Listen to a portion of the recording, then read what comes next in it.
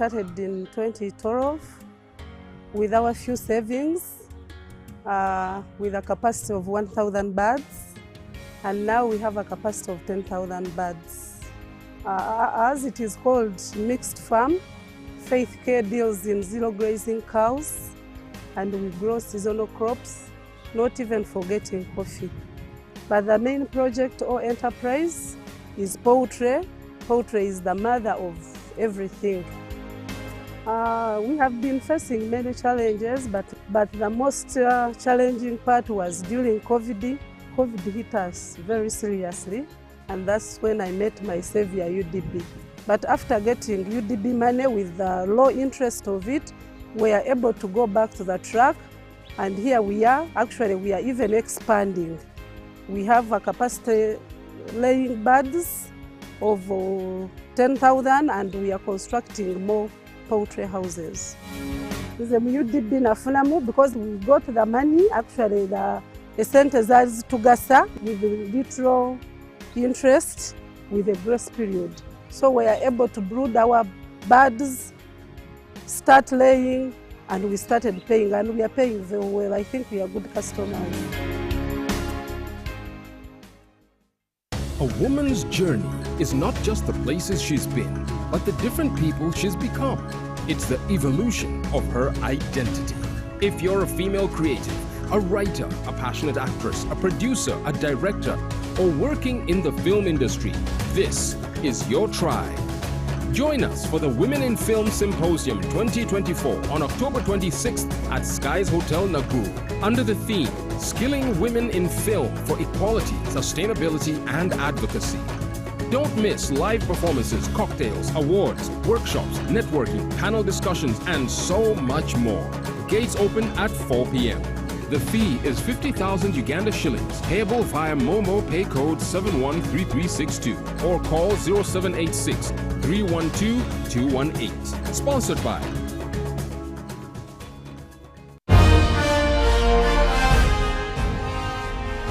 Live from UBC Studios in Kampala. This is Good Morning Uganda Extra.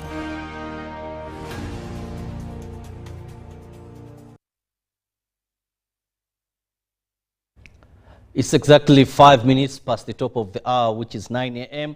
Much thanks for being with us on UBC TV. I'm Robert Chirabo Nyonyintono. Welcome to Good Morning Uganda Extra. Now, the Extra is just an extension of Good Morning Uganda. We are here every weekday from 6:30, and what we do best is simple but very important, is ensuring that we brighten up your morning with relevant information that you need to know as you go about business throughout the day. We give you what is making headlines internationally, what is making headlines locally. We hint into what the papers have for you, that is the print media.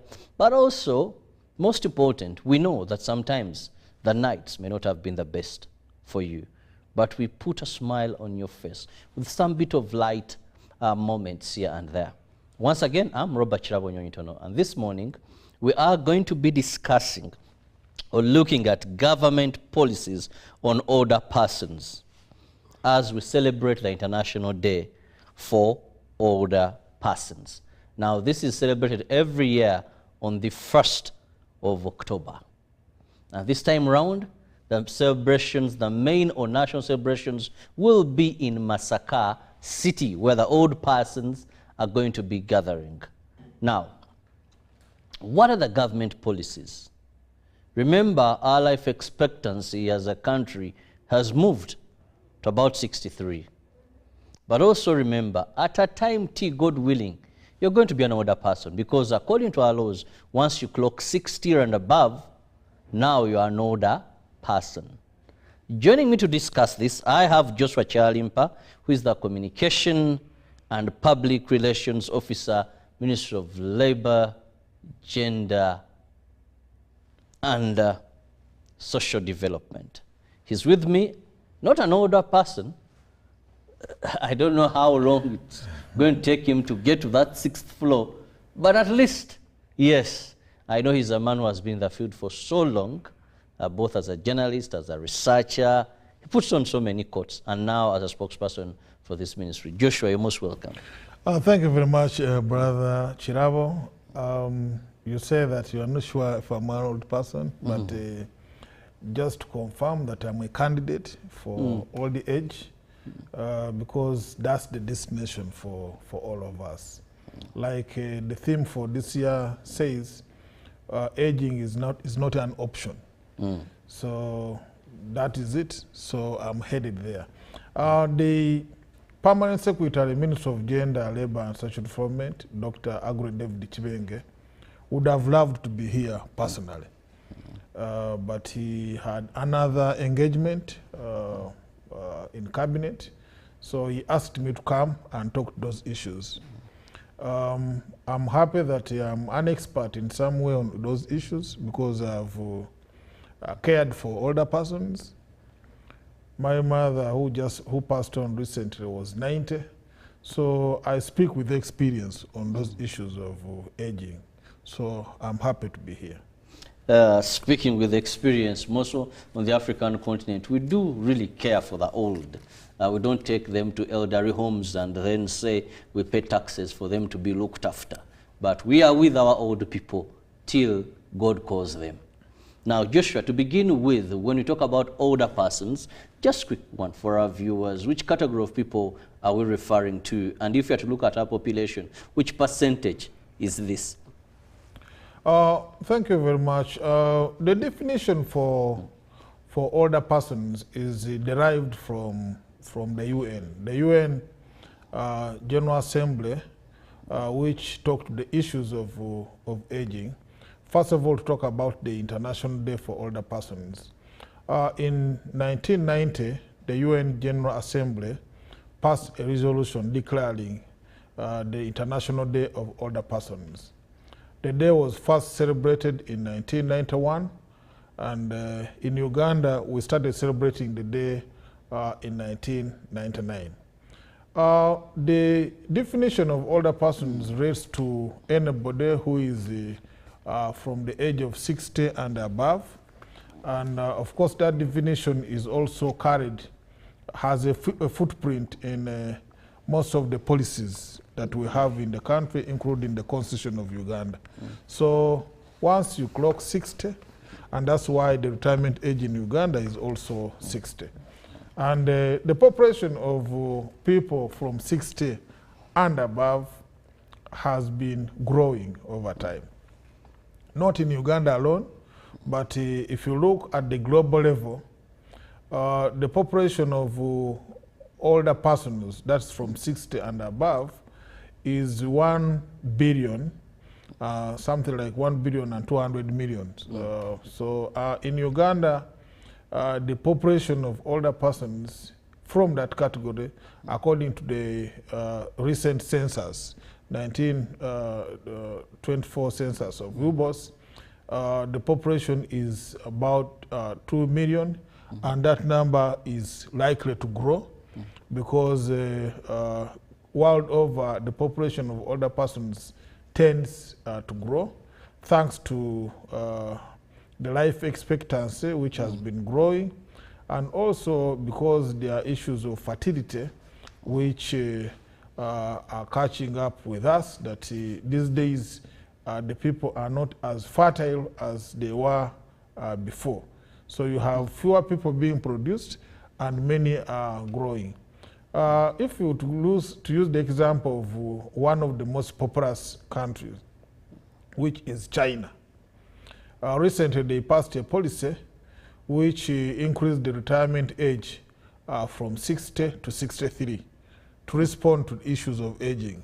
So it means that they have fewer workers and therefore they have to retain people longer for work, whereas they should have retired at the age of 60.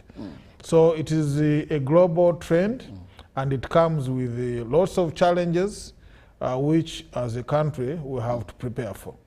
Very interesting. When I look at the just concluded census, older persons make 5%, sorry, of our population. And rightly said, that's about 2 million. Now, that is the number of people that are above 60, that are 60 and above.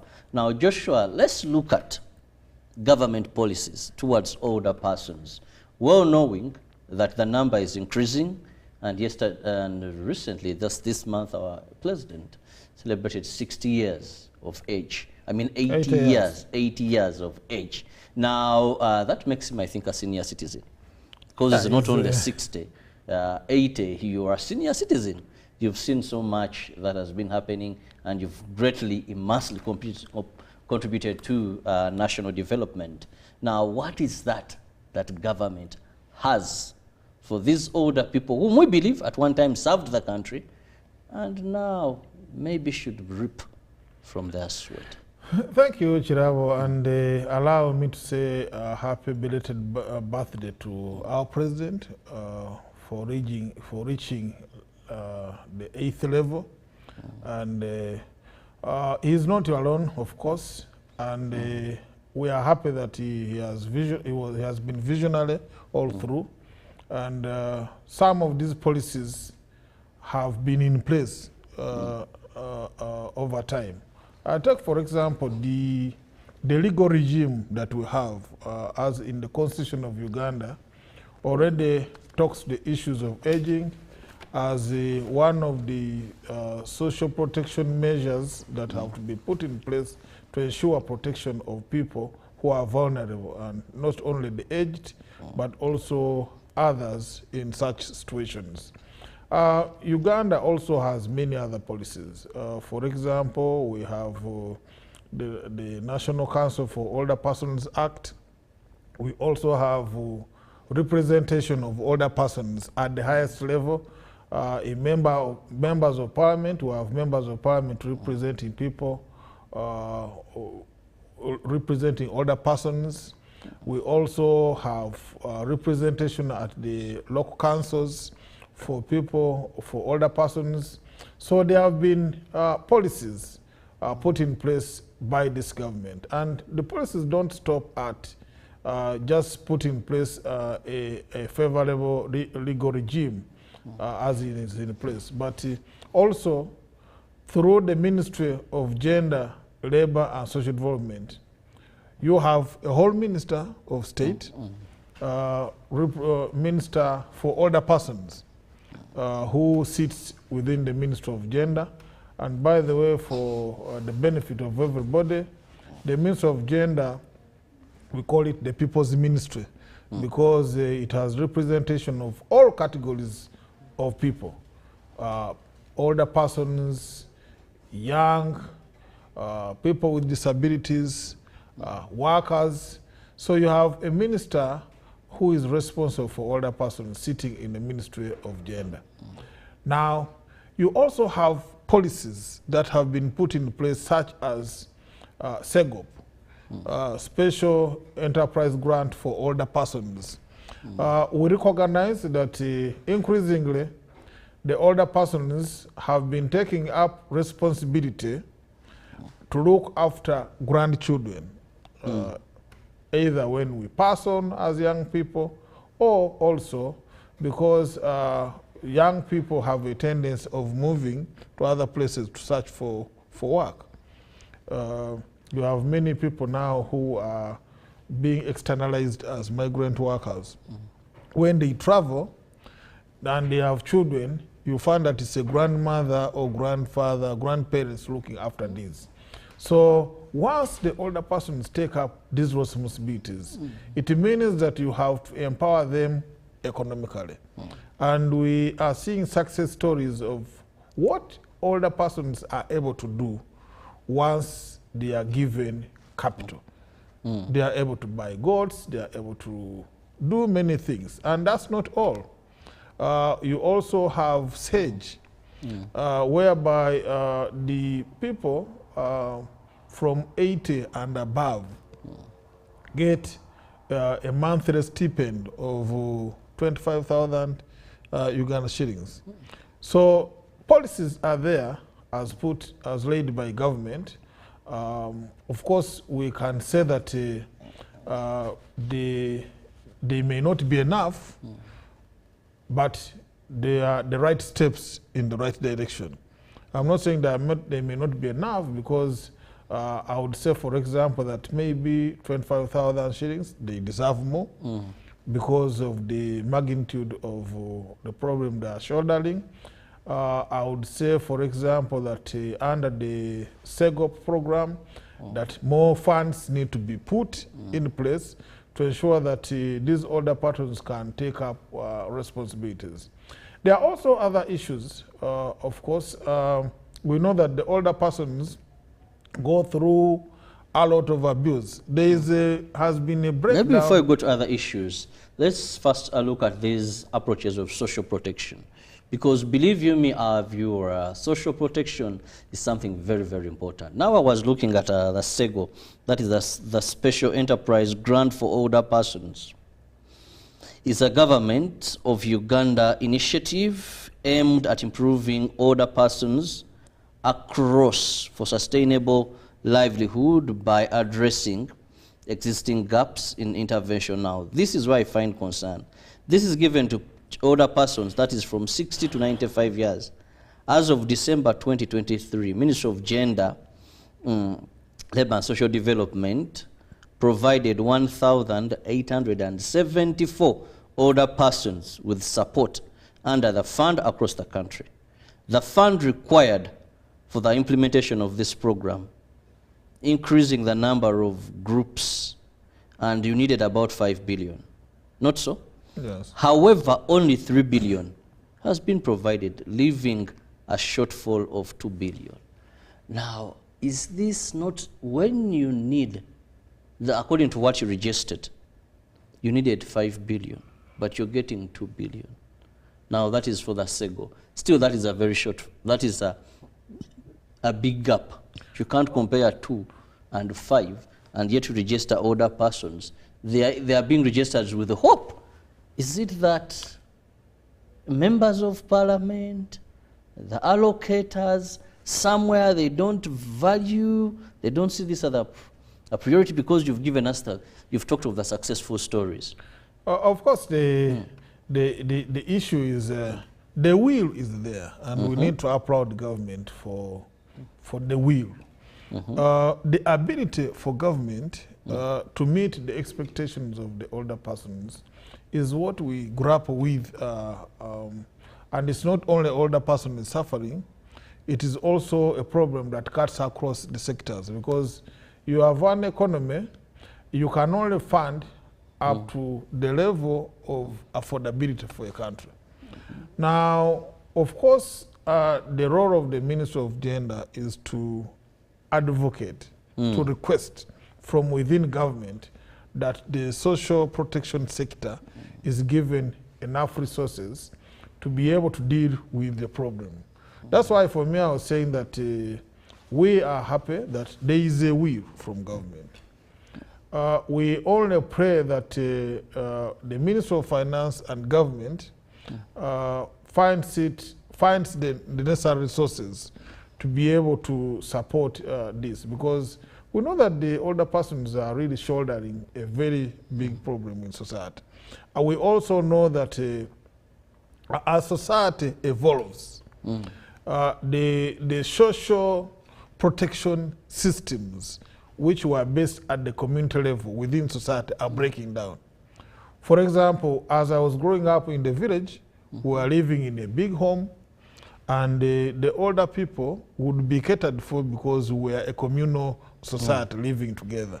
Now, you have people migrating from places, you have young people moving from their villages to come to Kampala to look for jobs, you have others moving from their villages to go overseas to work. That means that that protection that used to exist no longer exists. And therefore, you have to ensure that you provide for older persons to fend for themselves. It was not uncommon in the village, for example, to be walking by and an older person calls you and say, Mtabanyi, go and fetch for me water, even if they are not related to you. Definitely you would. It was an obligation for you to go and fetch water. You could even go to the garden and pick for them something. Now that one has broken down. It means therefore that it places a lot of responsibility, and that's why this year we are saying that, you know, promotion and protection of older persons is everybody's responsibility, because it appears we are forgetting the responsibility that we have for the older persons, and that used to be the case. Now we don't want to reach the level of the developed world where older people are put into homes.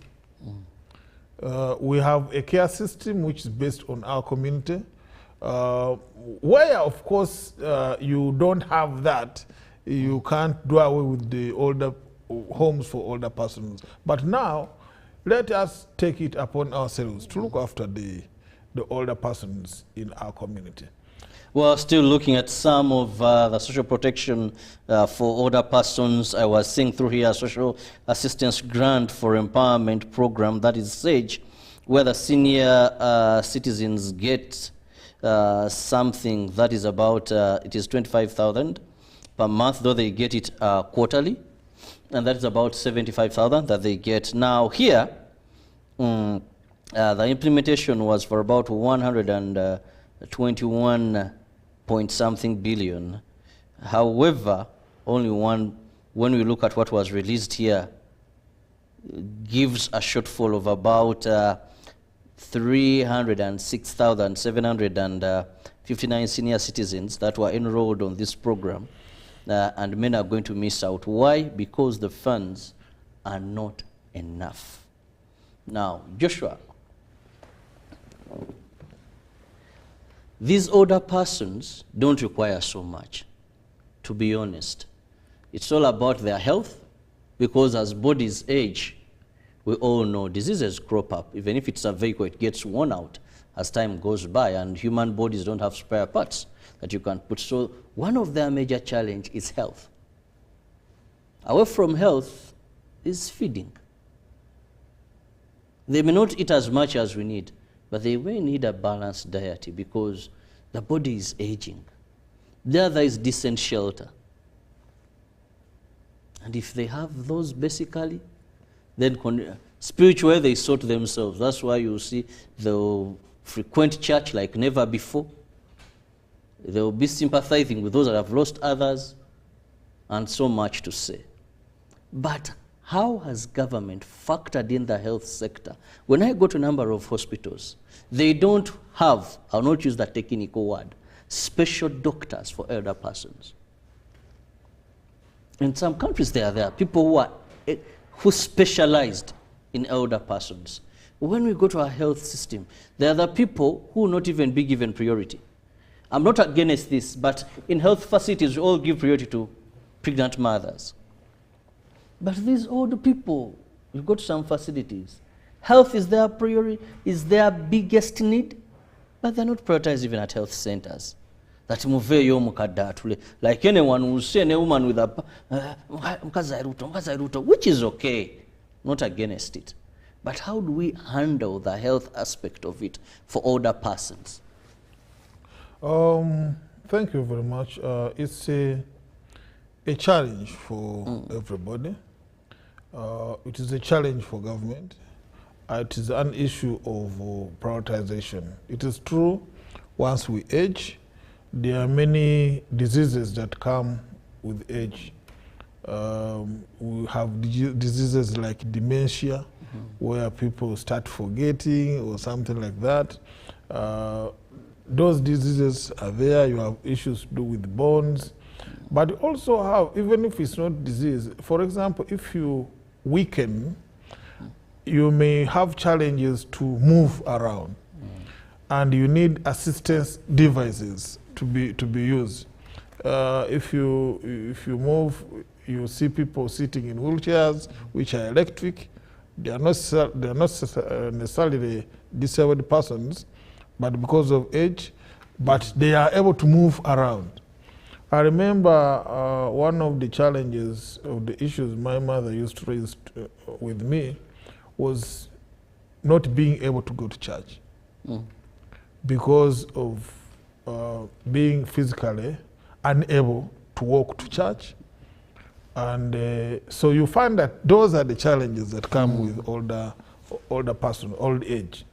And As the ministry, our advocacy is in terms of budgeting process, is to ensure that more resources are brought into this sector, not necessarily to the Ministry of Gender, but to the Ministry of Health to budget for those requirements. So for ours is to put figures to the problem and then impress it upon the Ministry of Finance and Ministry of Health to budget for those resources. There are mechanisms of collaboration between the Ministry of Gender, the Ministry of Health, the Ministry of Finance, and we are happy that as we talk now, we are in the budgeting cycle which has begun. How I wish that the issues we are talking about can be reflected in the policy instrument of the budget, such that these resources are available, such that the older persons can get the funds, can get the necessary drugs, can get the necessary equipment, which can be used to have a decent life. Older persons having a decent life is what we are talking about this morning. Remember, 1st October, that is tomorrow, we will be celebrating the International Day for Older Persons globally. And for Uganda, our main celebrations are going to be in Masaka City, where older persons are going to be gathering to reflect on the journey. How have we moved as a country? And of course, many will be receiving their SAGE money there, those that are registered, but also share some challenges that they are facing, some of which we are discussing. Funds that are meant to be allocated there not coming as expected to come, issues of health, issues of human rights abuse. And the theme talks so much on that, protecting the lives of older persons against abuse. Some of these, they made us, but at times you wake up, they are locked in houses, they are denied food. When they speak, people just say, that one is also old. You know, when you're aging, certain things come up. You react to anything instead of listening to what actually they're advocating for or they want to communicate. Now, allow me to go for a very short break. When I return, I and Joshua Chalimpa will still be discussing issues regarding older persons. Remember, you are a candidate, I am a candidate, and everybody is a candidate. That one day, God willing, you'll clock 60 years and you'll be in that category.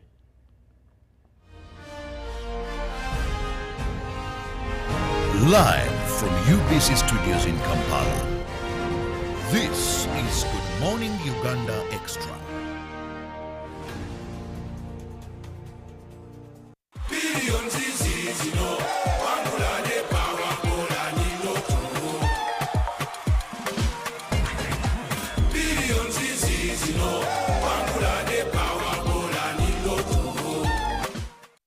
At Uganda Development Bank, we are committed to empowering communities by supporting projects that unlock excellent economic benefits for Ugandans through job creation, tax contribution, output value, and foreign exchange. We seek partnerships with projects that drive economic development in Uganda. Faith Care was started in 2012 with our few savings, with a capacity of 1,000 birds. And now we have a capacity of 10,000 birds. As it is called mixed farm, Faith Care deals in zero grazing cows, and we grow seasonal crops, not even forgetting coffee. But the main project or enterprise is poultry. Poultry is the mother of everything. We have been facing many challenges, but the most challenging part was during COVID. COVID hit us very seriously, and that's when I met my savior, UDB. But after getting UDB money with the low interest of it, we are able to go back to the track, and here we are. Actually, we are even expanding. We have a capacity laying birds of 10,000, and we are constructing more poultry houses. Is a UDB nafunamu because we got the money, actually the Esente zazi tugasa with little interest with a grace period. So we are able to brood our birds, start laying, and we started paying, and we are paying very well. I think we are good customers.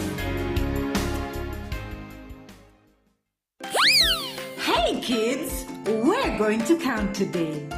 1, 2, 3, 4, 5.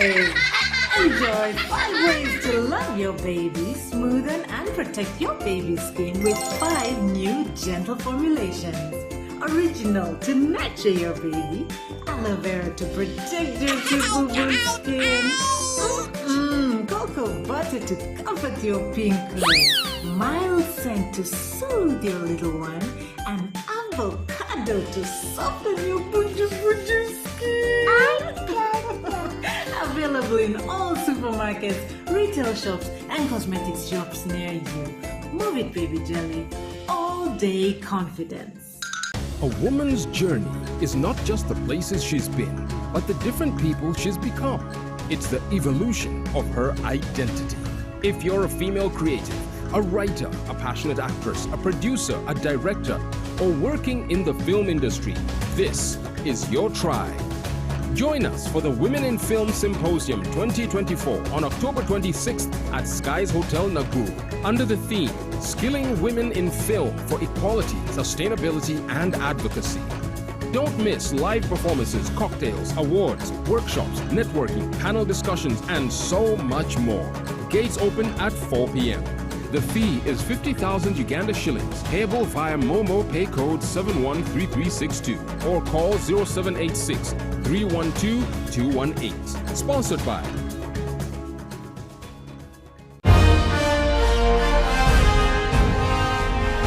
Live from UBC Studios in Kampala.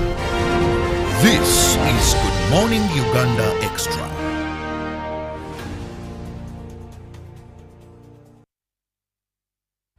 Welcome back from that break. It is still Good Morning Uganda Extra, UBC TV, Robert Chirabo Nyonyitono, and with me is the spokesperson of the Ministry of Gender, Labour and Social Development, Joshua Chalimpa. We are still focusing on older persons, and just to remind you, if you are 60 and above, according to our constitution and globally, you are an older person. But remember, there are so many challenges that come with aging. And this year's theme, as we celebrate the International Day for Older Persons, celebrated every 1st of October, and for Uganda's case, the main celebrations will be in Masaka City. The theme is promotion and protection of rights of older persons, everyone's responsibility. Promotion and protection of rights of older persons, everyone's responsibility.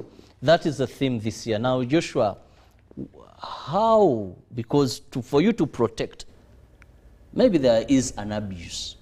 Now, let's look at the various forms of older persons. How are their rights being abused? Maybe some people could be doing them even unknowingly, that they are abuse to their rights.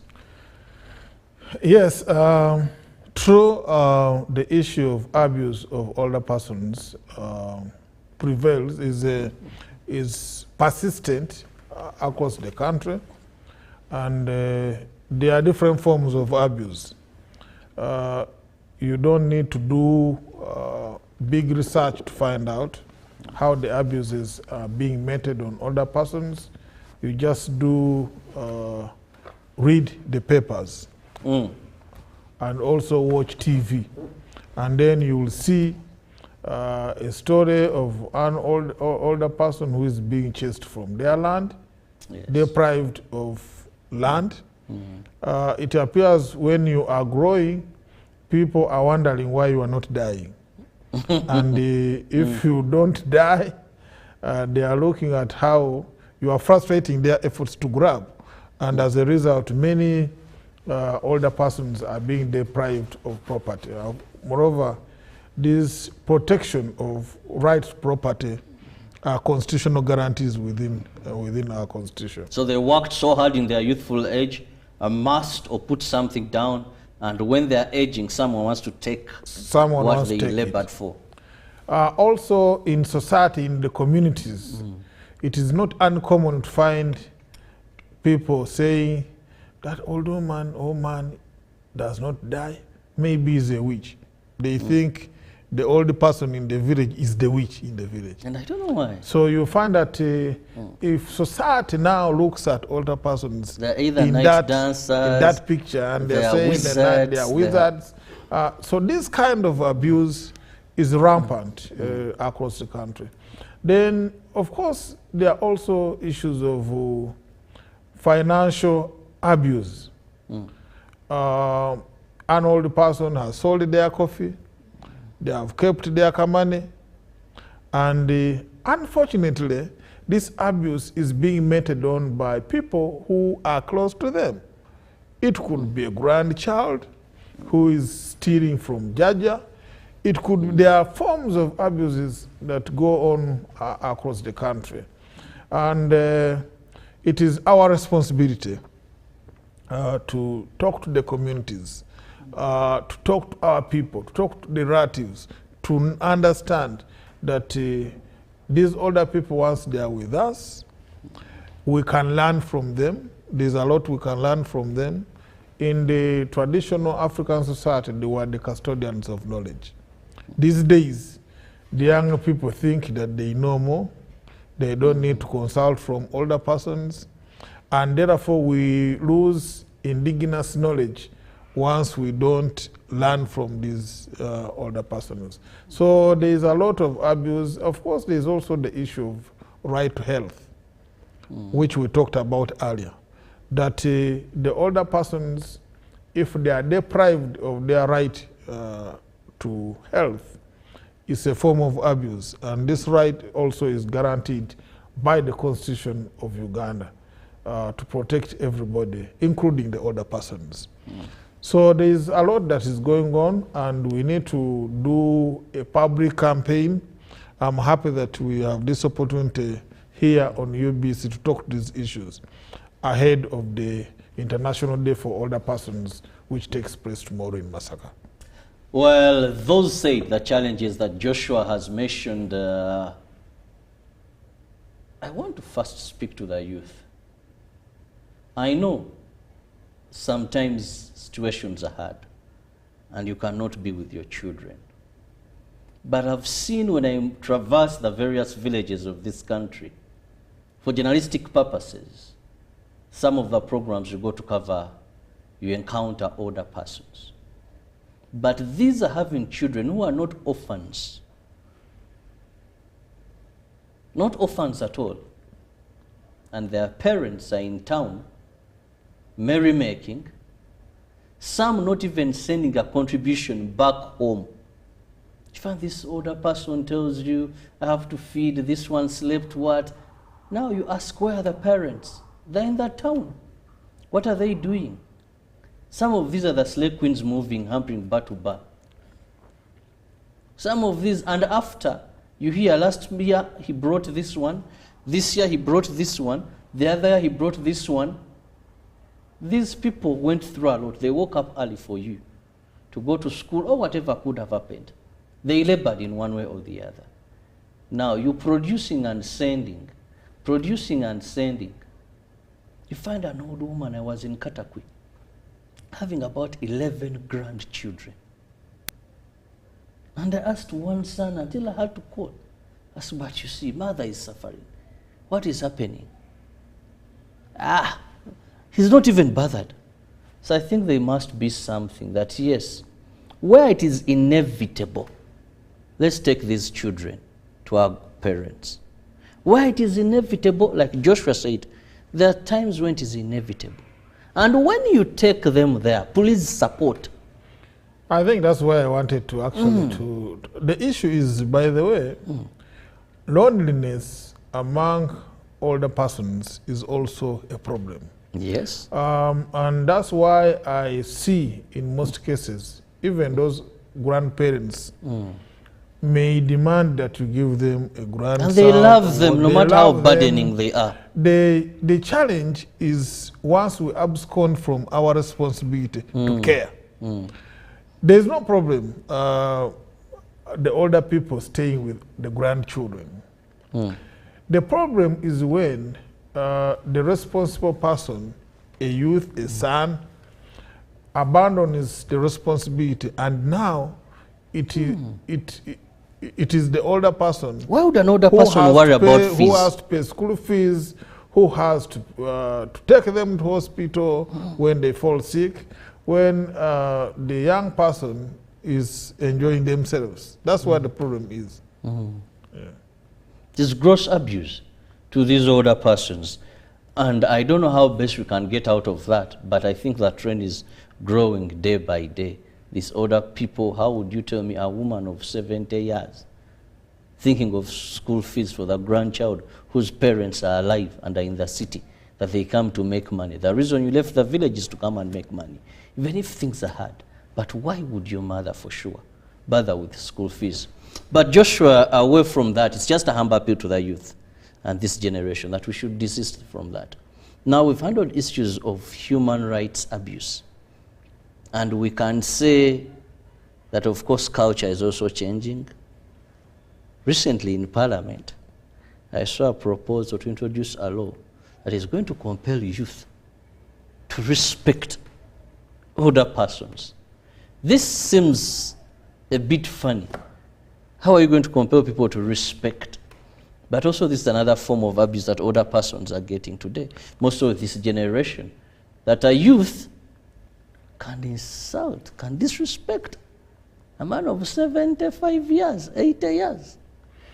I think it's really a responsibility of all of us. Again, it's because of the breakdown of the cultures. When we were growing up, I was saying that respect was a given.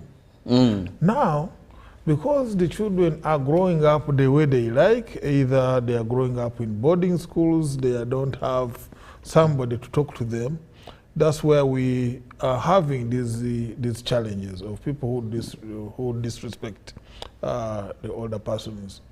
And I think it is incumbent upon us to go back to the roots. Some people have grown up in town, in a wall fence, alone with their parents. And they don't interact with others. So the responsibility to community is not there. And that's why it's important to take children back to the roots, their villages, to also understand the other part of the world. How are people growing up? And the other one is also about issues of, for example, in the villages, like I was telling you that it was an obligation to look after an older person. They didn't have to take you to police or to court. Like they didn't have to prescribe a law like such as what is being proposed in Parliament that you are talking about. It is a responsibility. Now, you can make the laws. What is important is, are you able to implement those laws? And for me, I believe that beyond the laws, I'm happy if there are laws, but beyond the laws, it is to us to talk to the communities, to talk to the young people, to understand that this is their responsibility. As we talk today, it is just young people want to take advantage of the old people. I see that in the villages these days, it is an old person who has probably a coffee plantation. It is only now that young people are remembering that they have to plant coffee. Otherwise, in the villages, the people who are stealing the coffee are the young people. The coffee they are stealing is for the old persons. And that's where we are heading. And this is something we have to fight as a country to ensure that we have a society that has respect for older persons. Well, time seems to be telling us that, well, more programming is needed to take shape. But allow me just give Joshua a minute or two to have his parting shot. Dear Ugandans, the population of old people is growing in the country. We are talking about 2 million or thereabout of older people in the country. which is 5% of the of the population of Uganda, which is about 45 million people. That's a big group of people, and the number of older people can only grow bigger because we know that with improved health, with a number of things that are happening, the number will grow, just as is the case world over. We know that there is no social security provided in terms of insurance, because most of the old people we are talking about are not pensioners. They are probably peasants who are aging, and now they cannot go to the garden, which has been the source of their income. How do we protect them? The government has put in place programs. We talked about SEGOP, we talked about SAGE, but we have already defined that to be aged, you have to, the aging starts from 60. Yes. We are saying that SAGE starts at 80. It should have started at 60 because that's where we started from. But because of the lack of funding, enough funding, to cater for all people who fall in that category, that's why it moved to 80. Otherwise, it should have been 60. So there is also a big funding gap for such programs. I want to call upon policymakers at Parliament, within government, to ensure that we make the necessary provisions for the older persons in this country. Well, thank you so much, Joshua Chalimpa, spokesperson, Ministry of Gender, Labour and Social Development, for your time. And above all, our viewers, thank you very much for being with us from 6:30, and those that have come joining in. We've been focusing on older persons. Remember, tomorrow, 1st October, is the International Day for Older Persons, and the main celebrations are going to be held in Masaka City. So old people around there, older persons, please gather and celebrate your day. I'm told that even there's going to be the giving of the SAGE money. That is the 25 that they get per month, and a quarter, that is 75,000, that those that are registered and qualify will be getting. Their come money that day, the little but much.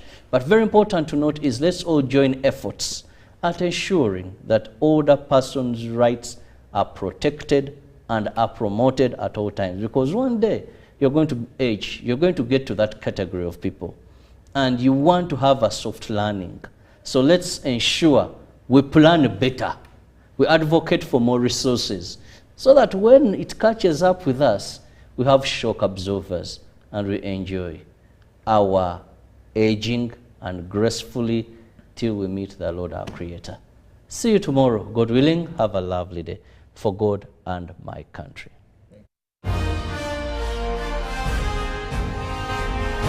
Live from UBC Studios in Kampala, this is Good Morning Uganda Extra. Africa Mashariki Fest invites you for the pilgrimage to Butiama, Mwalimu Nyerere's ancestral home and resting grounds, to commemorate 25 years after his passing and marking a silver jubilee for the revived East African community. This October 14th, 2024, under the theme Espousing Mwalimu Julius Nyerere's Enduring Legacy and Values, Lessons for Mother Africa. Join us to reflect on a journey of unity, peace, and prosperity. Immerse yourself in nature's beauty and history with the drive through Serengeti National Park. Visit Mwalimu's Mausoleum, Museum, Butiama Cathedral. Attend the Mass to pray for Mwalimu's canonization for his journey to sainthood in Butiama Cathedral. Engage in a reflective dialogue on our region's future with the ESC founding mothers. Travel with ease on our chartered Uganda Airlines Bombardier CRJ 900 or aboard one of our 4 luxuriously equipped Kiram Motors Kayola diesel coaches, complete with full SC Wi-Fi and toilet, ambulance escort and security throughout the trip. We call upon our brothers and sisters, the Somali community, Eritreans, Ethiopians, Congolese, South Sudanese, Burundians, Rwandans, Kenyans, Tanzanians, and all Pan-Africanists to be part of this historic pilgrimage. Embrace this momentous occasion to reaffirm our shared values and aspirations for Africa's future. Seats are filling fast. Secure yours now with business class at $1,000, economy $800, and an all-inclusive road trip package for just 500,000 Uganda shillings. All payments on account name Butiama Pilgrimage Safaris, UGX account number 0153 007291, USD account number 0153 007307, United Bank of Africa, UBA, Ginger Road Branch, MTN Mobile Money 0772 963 625, Airtel 0705 263 625, registered under Chisembo Ron Extendo. Don't miss this unparalleled opportunity to connect with Africa's rich heritage and its vibrant future. For reservation details, call us today on 0772 963 625. Sponsored by Pick of the day on UBC.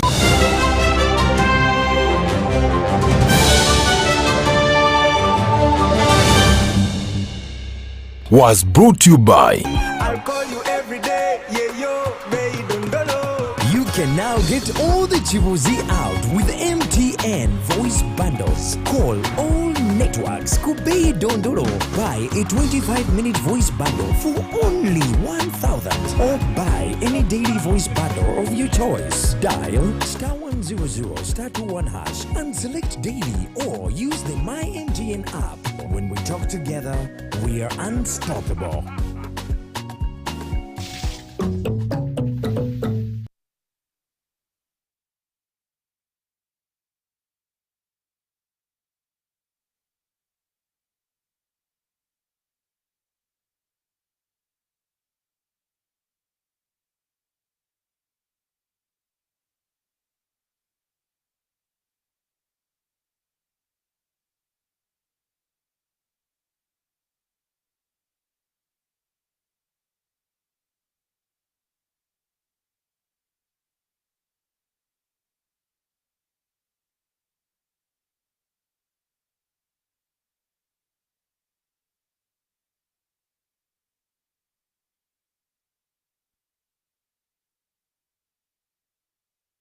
Project or enterprise is poultry. Poultry is the mother of everything. We have been facing many challenges, but the most challenging part was during COVID. COVID hit us very seriously, and that's when I met my savior, UDB. But after getting UDB money with the low interest of it, we are able to go back to the track, and here we are. Actually, we are even expanding. We have a capacity laying birds of 10,000, and we are constructing more poultry houses. The UDB nafunamu because we got the money, actually the sente zazi tugasa with little interest with a grace period. So we are able to brood our birds, start laying, and we started paying, and we are paying very well. I think we are good customers.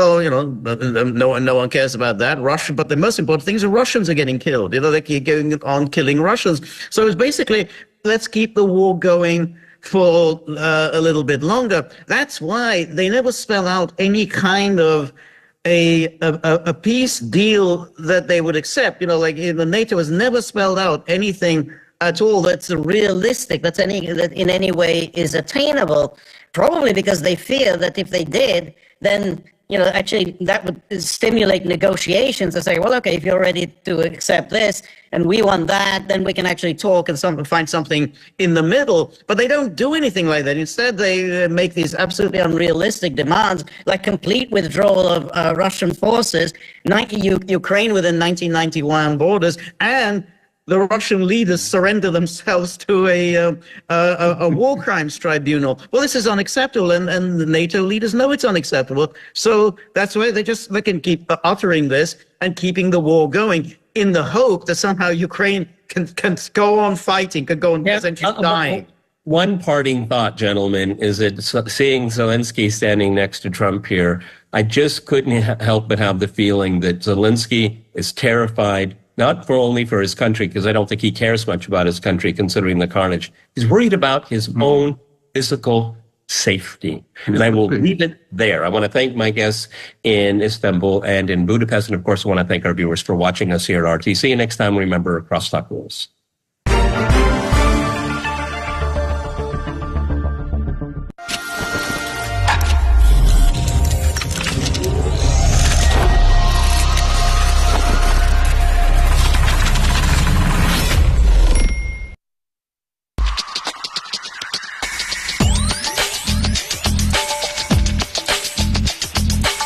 What is Bharat? Is it a travel ad? Is it a Bollywood poster? Is it the deepest yoga center in the world? Or is it something deeper, more complex, multifaceted? Let's talk without cliches. Let's talk Bharat.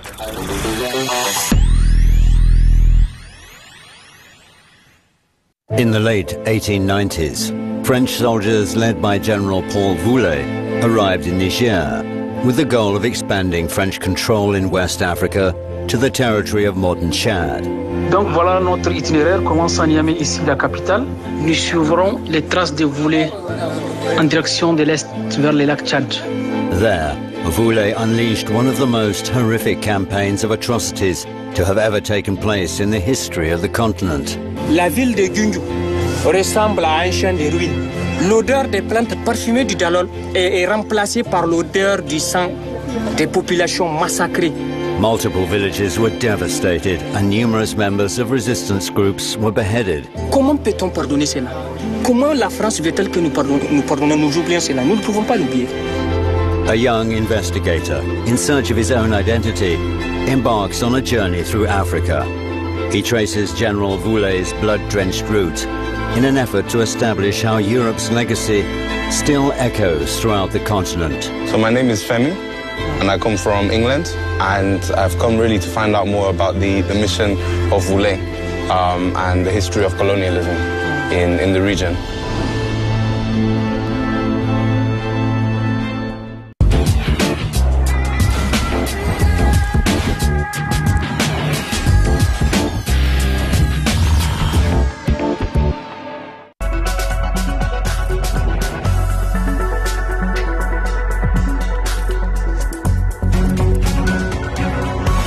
In the headlines here on RT International, Israel strikes Hamas in Lebanon and kills one of its senior leaders. And here on RT, we speak exclusively with a representative of the group in Iran who says the Middle East is at a critical junction and Netanyahu must be stopped or else the worst is yet to come. We are taking a kind of exam today, an exam for our existence in this region and within the framework of humanity. If we leave this criminal unpunished, he will continue his actions without restraint. Central Beirut is bombed for the first time since 2006 as Israel kills 3 members of the Popular Front for the Liberation of Palestine. Locals see the carnage, but they refuse to leave their homeland. They are turning us into a second Gaza. This enemy is barbaric. We won't leave our country.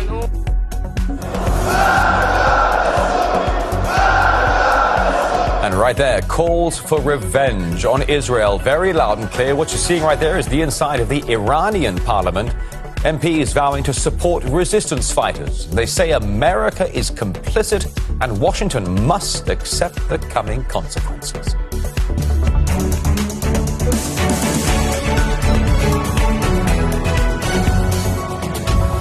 All right, our correspondents are standing by for a busy hour live right here on RT International. So, to Lebanon we go with our top story for you this hour. An IDF strike in the southern part of the country has killed the leader of the Hamas group in Lebanon. It happened in a coastal town, as we can see right here on the map. Now, the news comes after Israeli forces bombed the center of the Lebanese capital for the first time in many years. And once the smoke settled, the damage was clear to see. The airstrike hit a multi-story building, and reports say 3 leaders of the Popular Front for the Liberation of Palestine were killed in the attack. Earlier, Lebanon's health ministry announced that in the past 24 hours, Israeli attacks have killed more than 100 people. Well, let's learn more right now. On Cross Live to our correspondent, Yassin Ekin, standing by for us right now. Yassin, you're in Beirut. What do we know about the killing of the Hamas Lebanon chief in this latest IDF strike?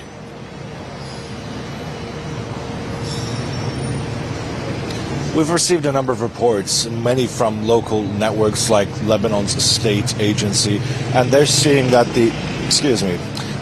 the strike targeted a Palestinian camp in the southern part of the country. Tyre, as we know it, is of course a coastal town. Like you mentioned, it's a quite populous town, and the airstrike took place early on Monday, and we understand that the leader of Hamas's Lebanon bureau, Fatah Sharif Abu Amin, was targeted in the strike. He was targeted in his home in the Al-Bas region.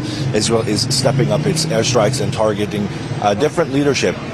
We understand when Israel initially started its campaign in Lebanon, it was to fight Hezbollah. Now we're seeing a different approach. We're seeing attacks targeting members of Hamas's bureau in the country, as well as other members throughout the country. But this strike comes at a time when Israel has also been carrying out different attacks targeting cities and towns like Saida as well. These are important factors because we understand that these are also predominantly Christian populated areas. And looking back at the war in 2006, many of the Christian population were in one form or the other relieved that the Israelis were not targeting their villages and their towns, but it appears that the scope of Israel's operation is shifting and that they too are now being targeted, in addition to Hamas's leadership, as well as Hezbollah, as well as anything that resembles any kind of resistance against the state of Israel. Yeah, well, the first Israeli-Lebanon war, we're going back to 1982. Then, Yassin, in 2006, as you were saying, the second war, which lasted about a month. And now central Beirut is bombed again. A lot of people are saying this part of the world is right on the brink. What can you tell us? There is a lot we have to cover. This is the first time that the central capital has been hit. We understand that the course of the past week or so has resulted in a lot more casualties, a lot more deaths since when compared to the war in 2006. So we're looking at a lot more people that have been killed as a result of these attacks. So it's a lot more deadlier. There's a lot more lives that are on the line. But the attack, which happened overnight, approximately at 1 a.m., it was about the time that I woke up to the sound of explosions in the capital. It's about the same time I received calls from locals suggesting that Israel is targeting the center of Beirut, and people are worried in and of itself. But the fact that Israel is now expanding its operations and targeting central Beirut, the question on many people's minds is, to what extent will these attacks continue? Are we safe in our homes? Because when we went to Dahia, the predominantly Hezbollah-controlled territories in southern Beirut, we realized that much of the landscape had changed. We understand that the once populous, vibrant and busy streets of Dahia have now been essentially turned into a ghost town. Shops are closed, people are not walking on the streets, there are no vehicles, and there is a great deal of security with respect to that. So we're looking at a different landscape, but we also understand that there's a great deal of resentment towards these attacks. Civilians are asking the question, to what degree can Israel justify these attacks? And let's listen to what some of those people have to say. These are children. Are these the ones who carry weapons? We still have people under the rubble. An elderly man, a 70-year-old woman, a 90-year-old man. All those martyred are women and children, and a Lebanese army member, his parents, his sister-in-law, and his brother were martyred. They are turning us into a second Gaza. We tell Israel we are not scared by you or your weapons, as long as God is with us. As you can see, we are burying our martyrs under strikes. This enemy is barbaric. We won't leave our country. We are standing here with our families and children, no matter what the enemy wants to do. The country's caretaker Prime Minister Najib Mikati was asked to what degree is the government involved in putting an end to the escalation carried out by Israel, and speaking to some journalists, he responded to that question, suggesting that there is no solution but a diplomatic solution. The officials of the country have, for a very long time, over the course of the past year, give or take, have been essentially emphasizing that vocal point time after time, and they said that the country does not want war, that Hezbollah and the government should be distinguished, whereas the Israeli side suggests that there's no difference between Hezbollah or Lebanese people as a whole. But what is more worrying about these attacks is, as these attacks continue, the people in the southern parts of the country are looking for safe refuge. Many of them relocated to Dahia. Dahia is currently under constant bombardment by the Israeli Air Force. People are looking for safe places to hide, to seek refuge, and that's becoming a lot more difficult, but there's also an economic strain on the government, and they're having some trouble coping with that as well. Listen to the Prime Minister, Najib Mikati. A million Lebanese people are moving from place to place during these days. This is the largest displacement number that has occurred in the region, in Lebanon, and probably in history. And we saw in a few hours what happened. So if we're to summarize everything, we understand that the situation in and of itself is dire. The locals are doing their best to deal with this situation. We spoke with members of the Lebanese civil defense, and they say that they have received aid up until this point. They say they are currently managing and coping with it to a degree, but if the situation escalates, and it seems that it will be escalating, that they don't have the resources necessary to deal with that, especially if we're taking into consideration search and rescue efforts, if we're talking about the medical infrastructure that is currently in place.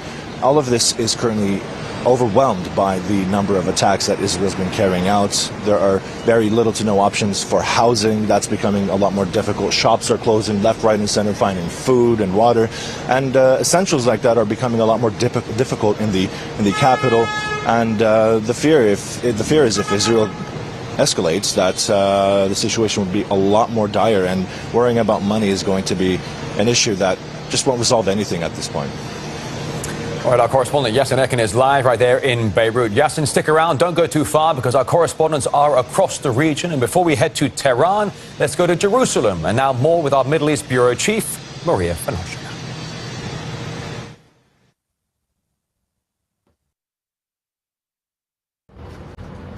In the last 48 hours, I have to say that Israel has found itself fighting on 4 different fronts. In Gaza, the IDF hit what they say was a Hamas command and control center located inside the Jafar al-Mansur school in northern part of the enclave.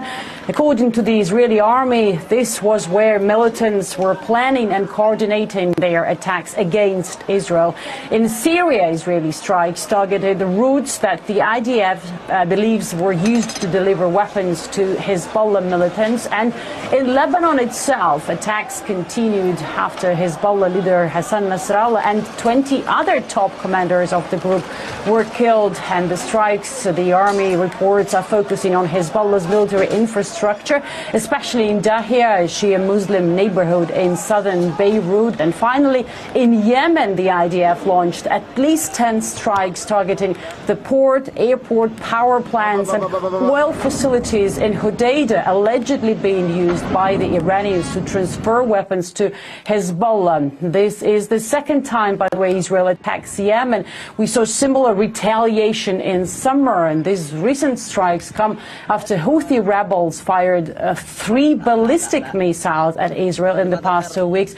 Although all these missiles were intercepted without causing any damage, Israel wanted to send a message to its enemies. אנחנו יודעים להגיע We know how to reach very far, we know how to reach even farther, and we know how to strike there with precision. This is not a message, it is an action that carries a message with it. In Lebanon, we continue eliminations because it is the strongest way to weaken them. We continue destroying weapons and eliminating operatives. I'm looking at the axis, led by Iran, with Hezbollah as a very central factor. Hezbollah has been hit very hard in the last month, the last 2 weeks, and the last 3 days. It has lost its head, and we need to keep hitting Hezbollah hard. This is the main focus, and we must also adapt our tools for other places. For now, let's go to the Iranian capital. Yusuf Jalali standing by right now, where essentially, Yusuf, there are so many worries about this conflict really expanding across the region. I mean, shocking developments out of Beirut in the past few days. You're in the Iranian capital. The question stands, will Iran now join the fight? There seems to be a shift in the rhetoric from Tehran, from calm to now fiery. Different Iranian officials are now calling for a decisive response to Israel, saying Israel has been crossing all the red lines set by Iran, and if it is not contained, it will go after Tehran as well. We heard it from different Iranian officials recently, and this shift in tone was complicated after the targeting of Hassan Nasrallah, the Secretary General of Hezbollah, recently by Israel. And what really complicated the situation was the fact that a top IRGC commander, General Nir Forushan, was also killed in the same Israeli airstrike that killed Hassan Nasrallah. So this has drawn the ire in Tehran. We heard from President Pezeshkian on Sunday, who said that a decisive response on the part of Iran is inevitable. He said that the West lied about its promises when it promised a ceasefire in Gaza in exchange for Tehran delaying its response against the killing of Israel's alleged killing of Ismail Haniyeh in Tehran. And now other Iranian officials, including the IRGC, Iran's lawmakers, have also been reacting to this escalation. Just yesterday, Iranian lawmakers gathered at Parliament holding the portraits of Hassan Nasrallah and calling for a strong response to Israel's targeting of the Hezbollah leader.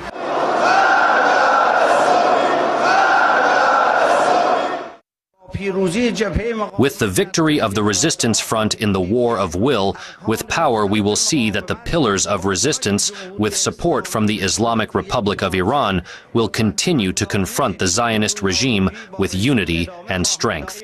The United States is complicit in all these crimes, and as long as it won't force the Zionist regime to observe human and international laws, it must accept the consequences. Now, Maria, back to you one more time. Obviously, America is Israel's main ally here. The question is, how far do you think Washington is ready to go with its continued support for Israel? The U.S. probably only once delayed the supply of weapons to Israel when Washington, as you remember, was concerned of Israel's offensive in Rafah, a densely populated area in southern Gaza. But despite this hesitation, again, as you remember, the operation eventually proceeded and the flow of American weapons has continued, even as the death toll, including among civilians, rises.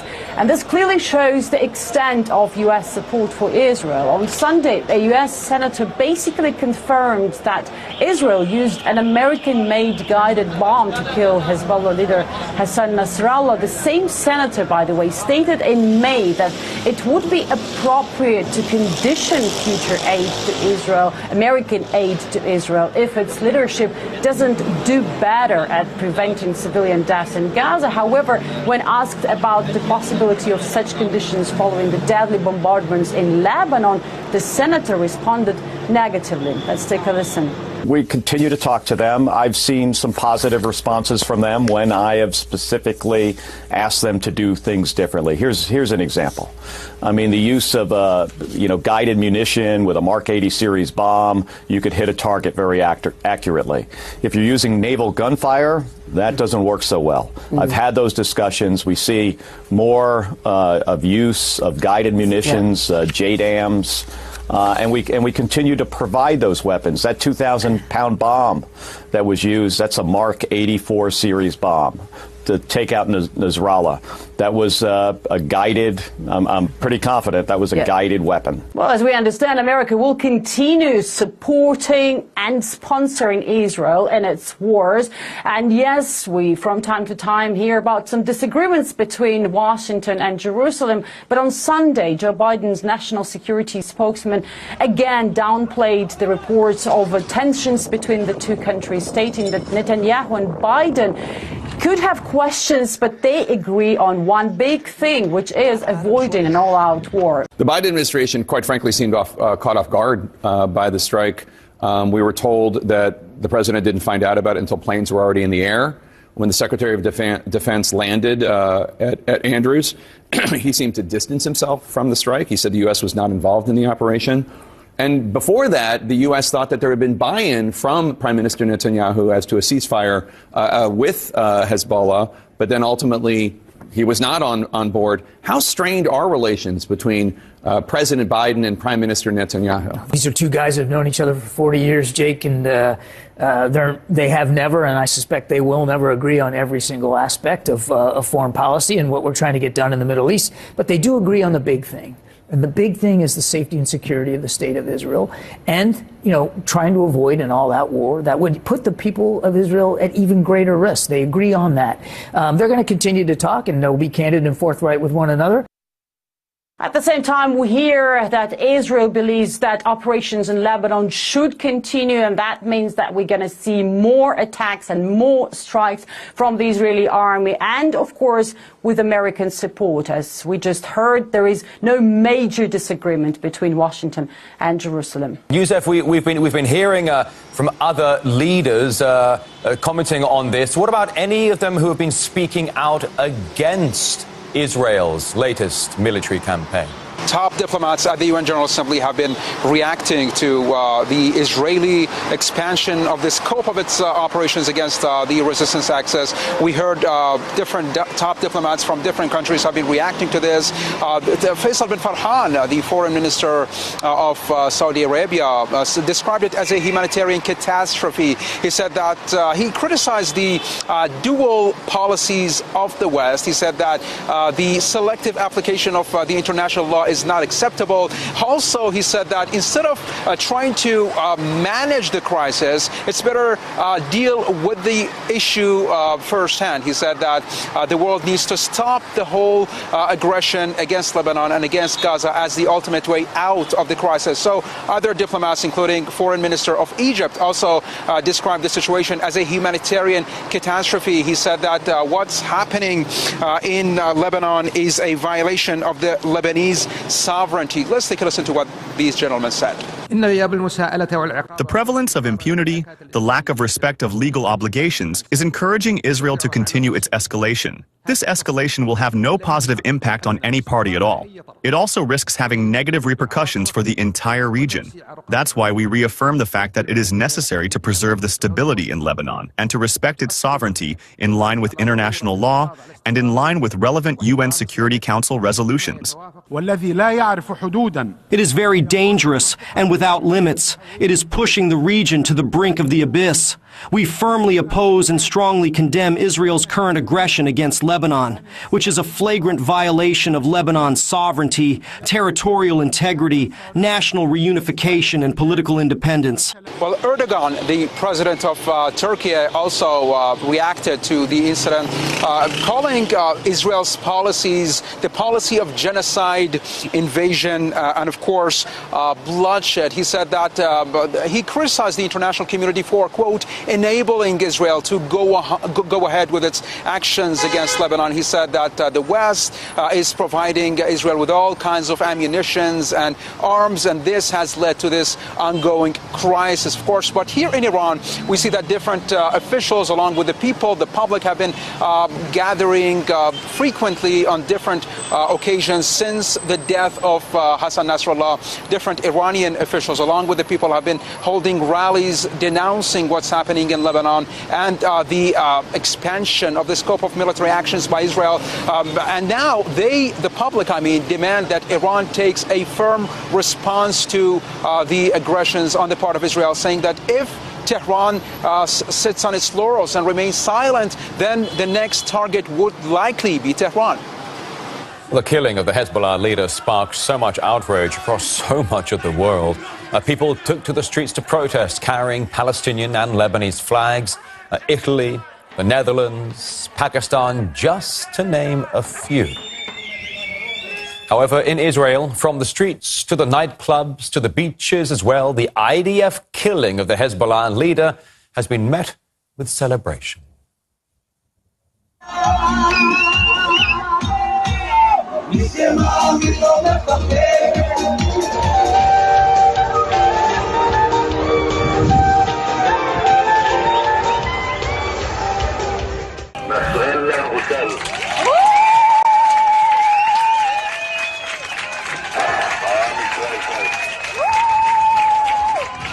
מישהו רוצה לכבוד לחיים? כן. אתה שותה?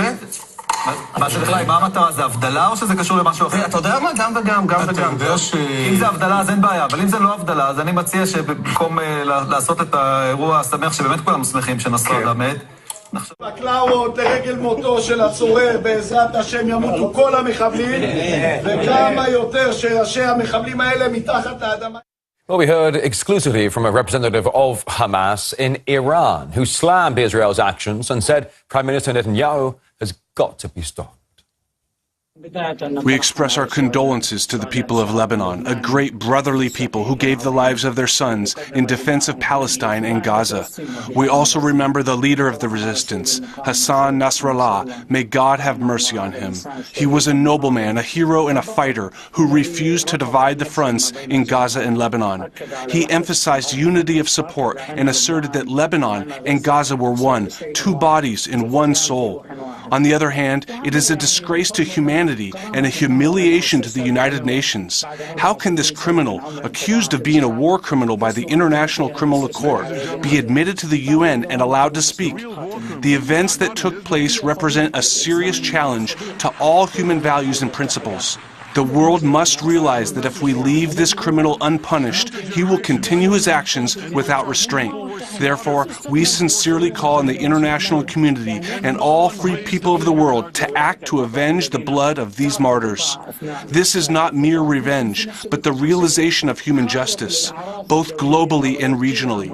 The strategic retribution is to liberate Palestine and remove the Zionist occupier. It is astonishing that an attack is taking place on a sovereign state, an independent state such as Lebanon.